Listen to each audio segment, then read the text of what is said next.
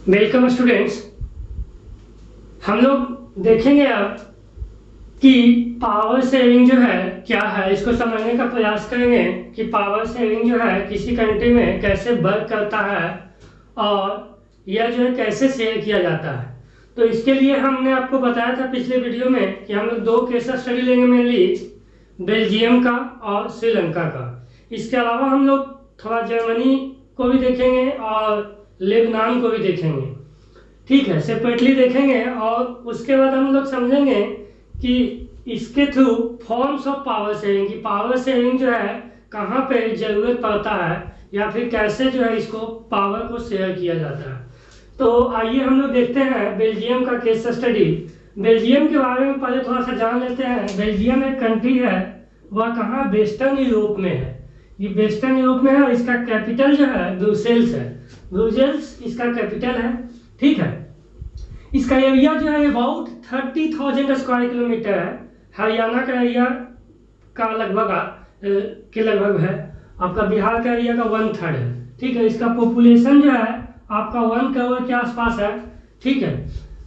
और एक बात जान लीजिए, हम HDI आपको इकोनॉमिक्स में पढ़ाए थे कि HDI ह्यूमन डेवलपमेंट इंडेक्स। तो जो बेल्जियम का HDI है वो वेरी हाई है अभी प्रेजेंट में, ठीक है। और इसका एग्जांपल आप दे सकते हैं इकोनॉमिक्स में बेल्जियम का वेरी हाई डेवलपमेंट नेशन में, ठीक है। तो इसमें हम लोग इसका सबसे पहले पॉलिटिकल स्ट्रक्चर देखते हैं। तो इसका पॉलिटिकल स्ट्रक्चर क्या है, यह फेडरल पार्लियामेंट्री कॉन्स्टिट्यूशनल मोनार्की है। देखिए फेडरल क्या है, हम लोग इसको अगले चैप्टर में समझेंगे फेडरल गवर्नमेंट के बारे में। अभी सिर्फ यह समझिए कि फेडरल जो है, देखिए ये जो आपको बड़ा बड़ा रीजन नजर आ रहा है, ये बेल्जियम का मैप है। तो ये जो है सेपरेट प्रोविंस है या कहिए स्टेट है, ठीक है। उनका एक सेपरेट गवर्नमेंट है, लेकिन एक एग्रीमेंट के अनुसार जो है सब आपस में जुड़े हुए हैं, ठीक है। उसी को हम लोग फेडरल कहते हैं। इंडिया में भी ऐसा स्टेट है, ठीक है, लेकिन इंडिया जो है यूनियन ऑफ स्टेट कहते हैं। India is A union of state. ये जो है फेडरल ऑफ स्टेट है। दोनों में क्या डिफरेंस है, जब हम फेडरलिज्म पढ़ेंगे तब उसको देखेंगे, ठीक है।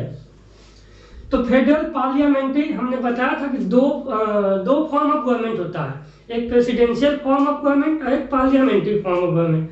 प्रेसिडेंशियल फॉर्म ऑफ गवर्नमेंट में प्रेसिडेंट जो है रियल हेड होता है और पार्लियामेंट्री फॉर्म ऑफ गवर्नमेंट में पार्लियामेंट जो है रियल हेड होता है। दोनों के रियल हेड का कारण क्या होता है, होने का कारण कि प्रेसिडेंशियल फॉर्म ऑफ गवर्नमेंट में जो प्रेसिडेंट होता है वो डायरेक्टली पीपल इलेक्ट करता है, जबकि पार्लियामेंट्री फॉर्म ऑफ गवर्नमेंट में प्रेसिडेंट हो भी सकता है, नहीं भी हो सकता है ना। लेकिन प्रेसिडेंट को जो इलेक्शन होता है वह पीपल नहीं इलेक्ट करके डायरेक्टली, वह इनडायरेक्टली जो है पीपल इलेक्ट करता है। इट मीन्स पीपल का रिप्रेजेंटेटिव्स, जो वहाँ रहने वाले लोग हैं उसके रिप्रेजेंटेटिव जो है प्रेसिडेंट को इलेक्ट करते हैं।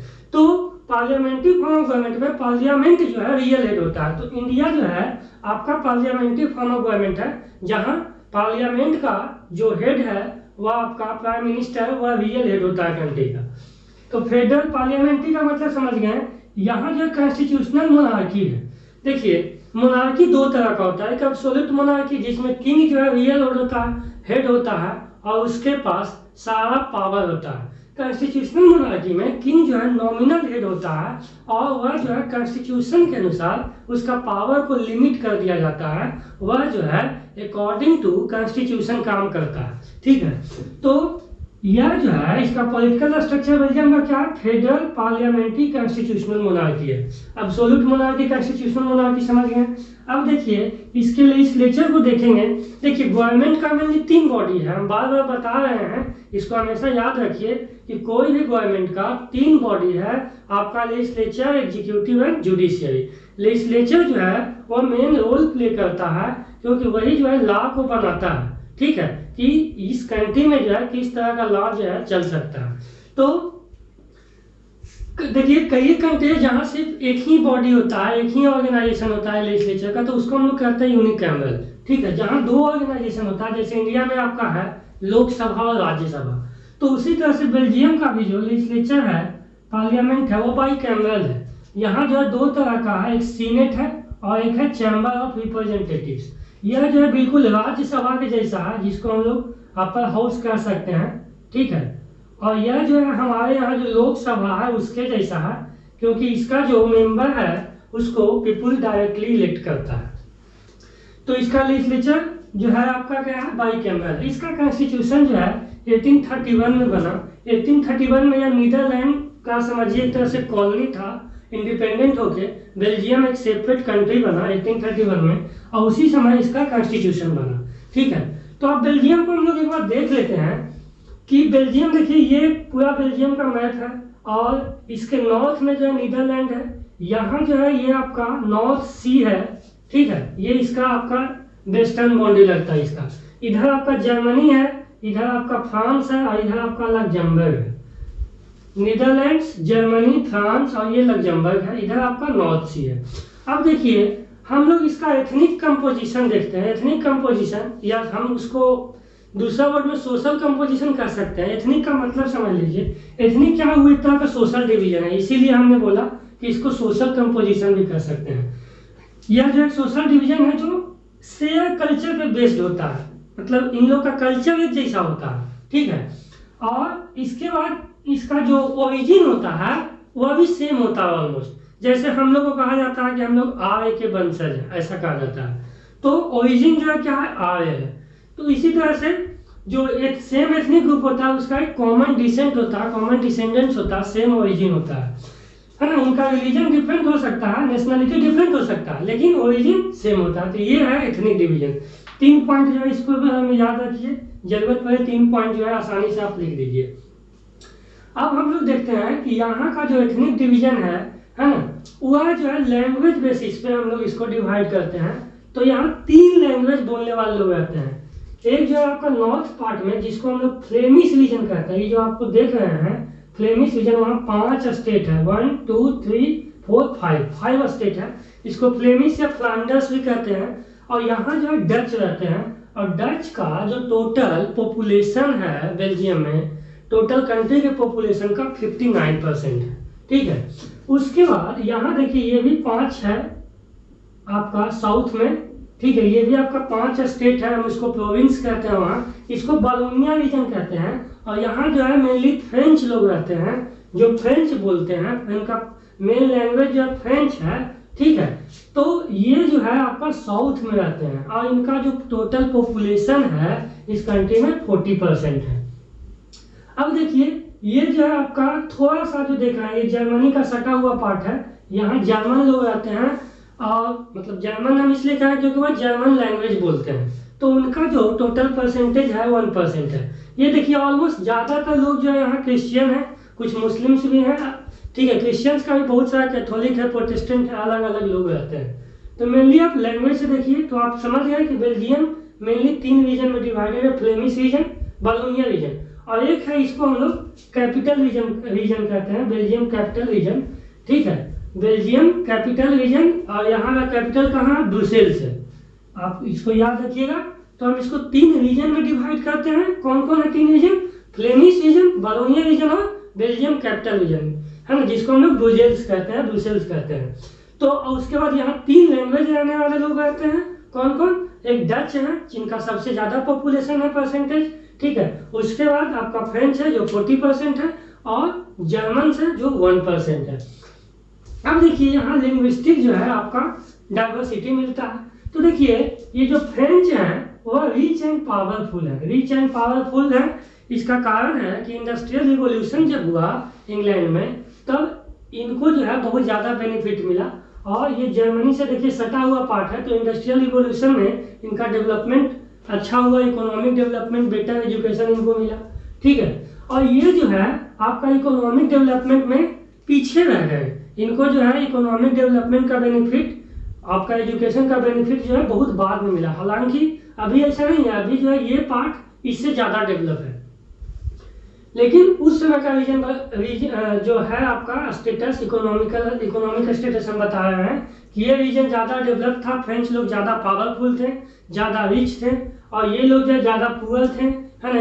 इनका इकोनॉमिक डेवलपमेंट जो है वैसा नहीं हो सका। यानी कि यहाँ एक जो प्रॉब्लम नजर आ रहा है हम लोग को, वह है इकोनॉमिक इनइक्वालिटी का। तो आपने ये देखा कि पूरा कंट्री में जो डच है वह मेजोरिटी में है, टोटल पॉपुलेशन कितना है 59% है, और आपका फ्रेंच जो है माइनॉरिटी में है, और ये जर्मन जो है वह तो एकदम माइनॉरिटी में है। इनका पॉपुलेशन 1% है। लेकिन जब हम ब्रुसेल्स जो है कैपिटल उसका बात करें तो यहाँ फ्रेंच जो है 80% है, मेजोरिटी में है, और डच जो है माइनॉरिटी में 20%। अब देखिए, तो इसको लेकर करके इस कंट्री में जो है टेंशन होने लगा। ठीक है, टेंशन होने का एक तो कारण था इकोनॉमिक इनइक्वालिटी, और दूसरा था लिंग्विस्टिक डाइवर्सिटी। ठीक है, लिंग्विस्टिक डाइवर्सिटी था, और पहला था इकोनॉमिक इनइक्वालिटी। ये लोग जो है इकोनॉमिकली पावरफुल थे, डेवलप थे, इनका ज़्यादा रिसोर्सेज पे जो है कैप्चर था। तो हुआ क्या कि डच जो है वह उनका मेजोरिटी कंट्री में वो मेजोरिटी थे क्योंकि 60% है, लेकिन कैपिटल में जो है वो माइनॉरिटी का स्टेटस रखते थे। फ्रेंच जो है कंट्री में माइनॉरिटी थे, ठीक है, लेकिन आपका जो कैपिटल में है वो मेजोरिटी का स्टेटस रखते थे।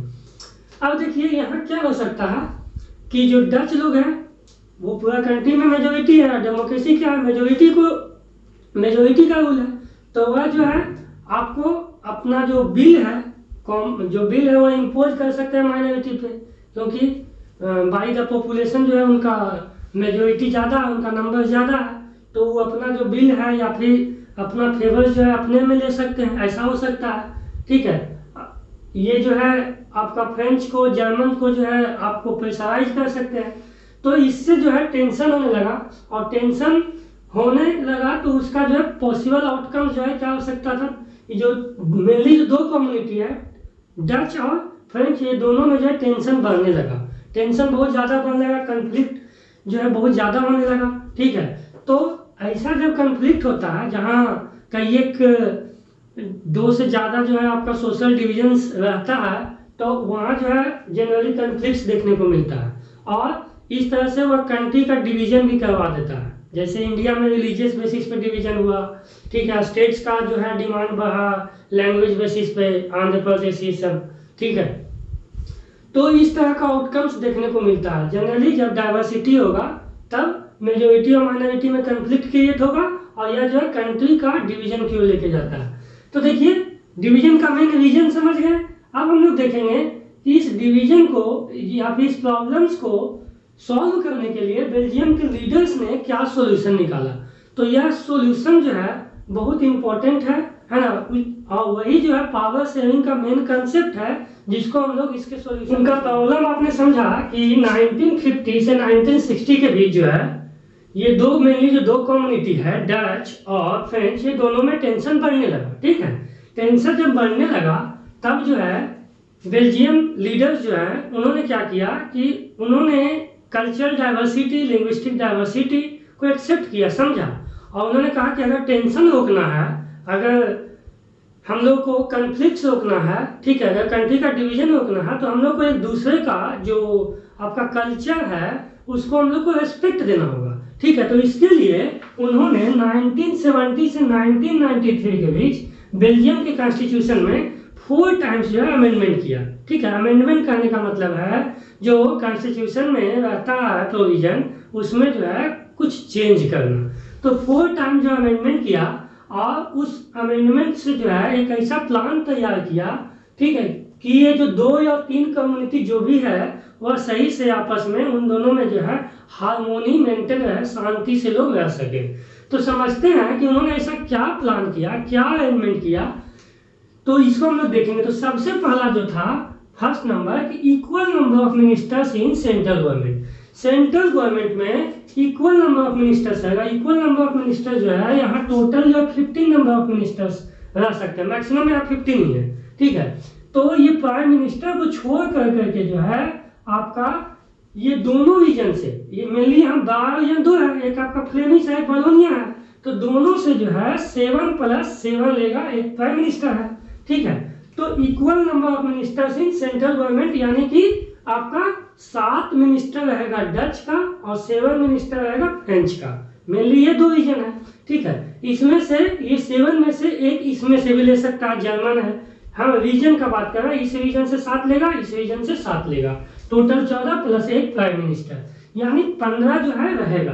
तो सोचिए पहले यहाँ पे इसको समझना है आपको कि डच का जो है पॉपुलेशन ज्यादा है, 60% है, और इसका 40% है, लेकिन यह एक्सेप्ट किया कि हम लोग जो है इक्वल रहेंगे। तो ऐसा क्यों एक्सेप्ट किया, इसको हम लोग आगे समझेंगे।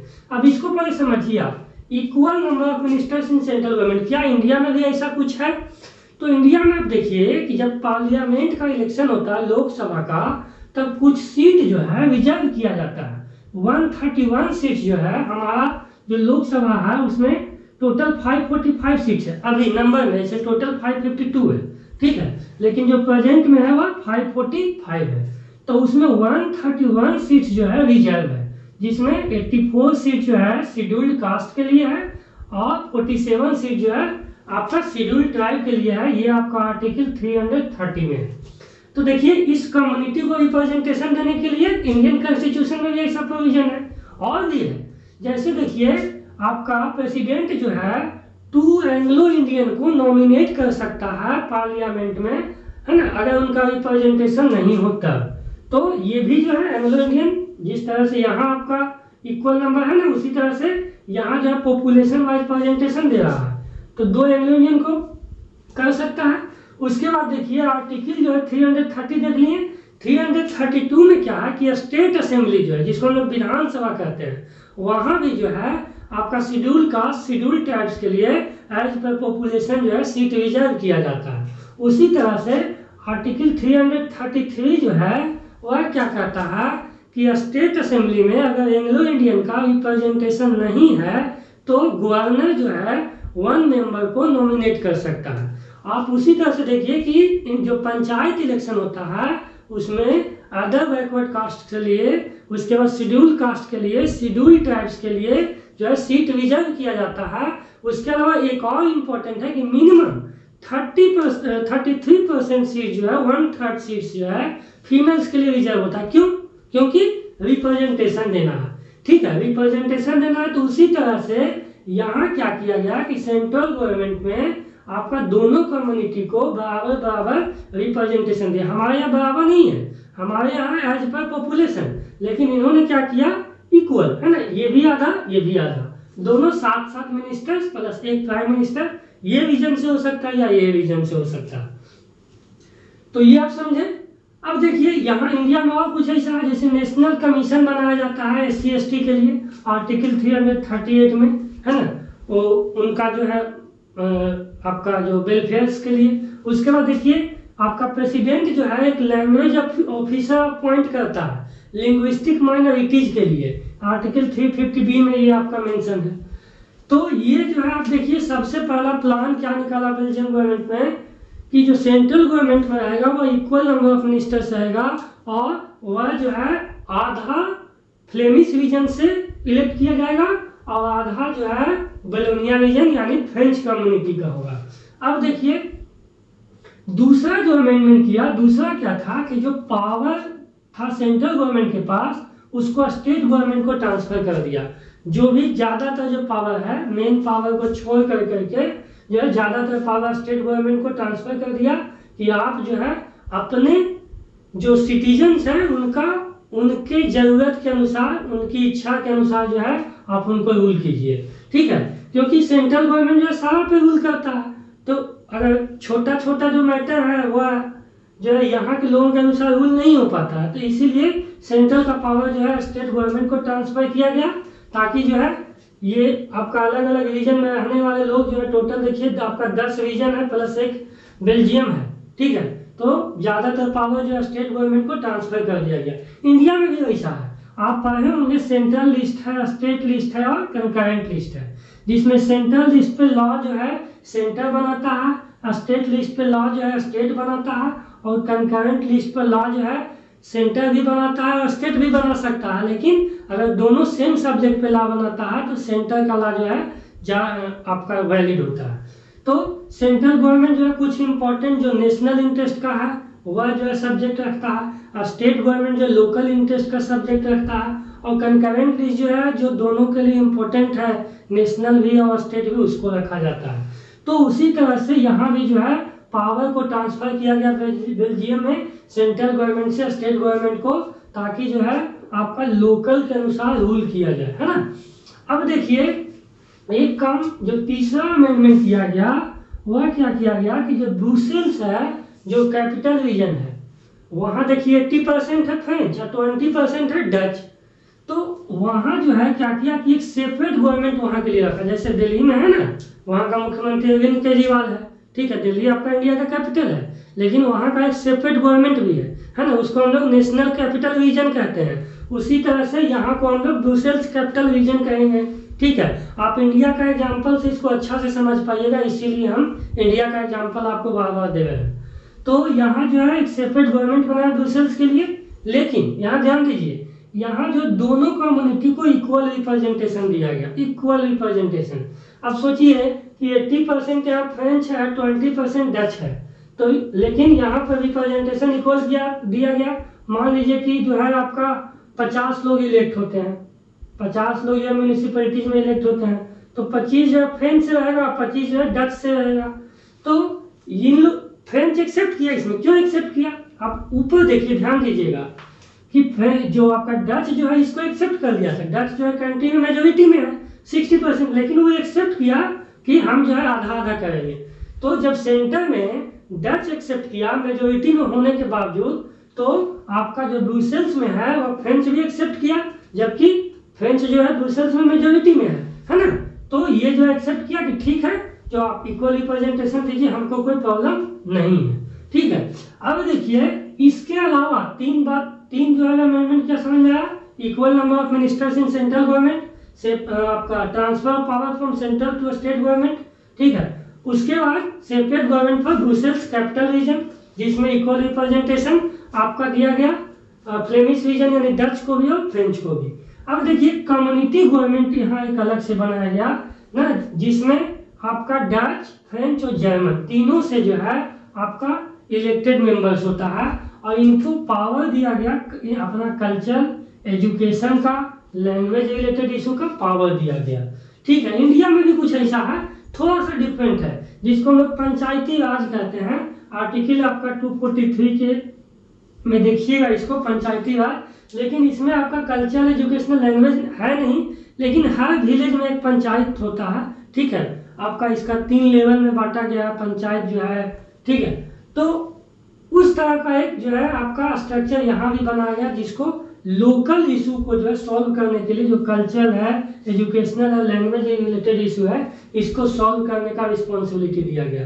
तो ये जो 4 जो आपका अरेंजमेंट किया गया, और उससे जो है आपका बेल्जियम जो है आज one of the developed country है, one of the highest development index है इसका वर्ल्ड में। तो अगर हम इवैल्यूएशन करेंगे बेल्जियम का, तो देखिएगा कि ये प्लान जो है आपको थोड़ा सा कॉम्प्लेक्स लगता है, कॉम्प्लेक्स है मतलब थोड़ा डिफिकल्ट है इसको फॉलो करना, भी देख रहे हैं। लेकिन आप देखिएगा तो ये प्लान जो है बहुत अच्छा काम किया वहाँ, इससे जो है लोगों में हार्मोनी बना, और यह जो कन्फ्लिक्ट को अवॉइड करवाया, है ना। अगर ऐसा रहता जैसा पहले था, तो दोनों में खूब झगड़ा होता, लड़ के सब मर जाता, ठीक है। हो सकता है सब कहता कि ये हम अपना कंट्री बनाएंगे, तो हम अपना कंट्री बनाएंगे, हम अपना कंट्री बनाएंगे, ब्रुसेल्स को भी जो है 2 भाग में बांट देता। तो ये जो है इस कंट्री का डिवीजन होने से बच गया, ये जो कन्फ्लिक्ट होने से बच गया। उसके बाद इतना लड़ता, जिसको हम लोग सिविल वार कहते हैं, आगे हम लोग श्रीलंका में देखेंगे उसको, ठीक है। तो उससे जो इतना लोग मरता, इकोनॉमिक डेवलपमेंट इसका नीचे जाता, वह भी जो है बच गया। तो आज जो है Belgium one of the developed countries of Europe है, और यह जो है यूरोपियन यूनियन ऑर्गेनाइजेशन है, उसका आपका हेड क्वार्टर है यहाँ, नाटो का हेड क्वार्टर है यहाँ। और यह जो है आज आपका सर्विस सेक्टर में और अदर सेक्टर्स में जो है one of the developed countries, one of the best democracy बन के जो है उभरा है ना। यहाँ जो है आपका एक फेयर इलेक्शन होता है, और यहाँ जो है आपका तीनों कम्युनिटी, फ्लेमिश है, सॉरी आपका डच है, फ्रेंच है, जर्मन है, वह बढ़िया से रह रहे हैं।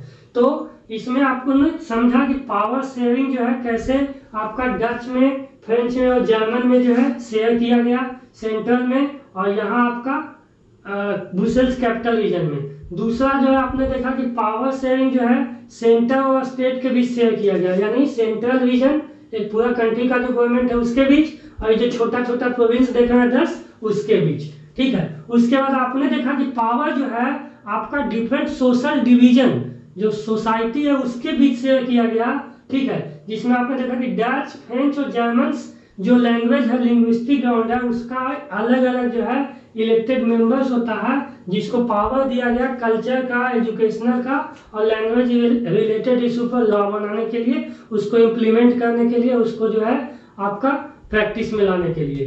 तो ये जो है आपका बेल्जियम का पावर शेयरिंग का एक कंसेप्ट है, इसको समझिए। ठीक है, हम नेक्स्ट वीडियो में जो है श्रीलंका के बारे में बताएंगे। Thank you.